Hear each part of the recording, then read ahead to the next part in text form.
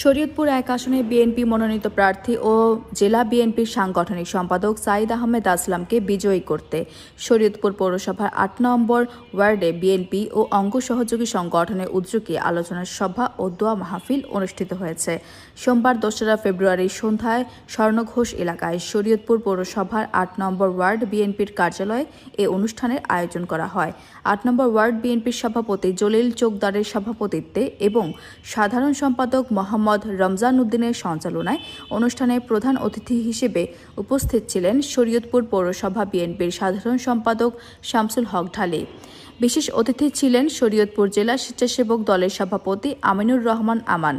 অনুষ্ঠানে অতিথি হিসেবে আরও উপস্থিত ছিলেন ৮ নম্বর ওয়ার্ড বিএনপির সাবেক সভাপতি আতাউর রহমান মল্লিক, শরীয়তপুর পৌরসভা স্বেচ্ছাসেবক দলের সদস্য সচিব মোনায়েম মুন্না এবং পৌরসভা জাসাসের সাধারণ সম্পাদক সোহাগ ঢালী।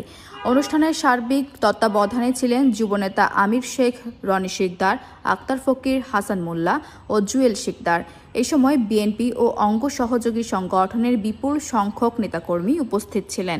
অনুষ্ঠান শেষে উপস্থিত সকলের মাঝে তবারক বিতরণ করা হয়।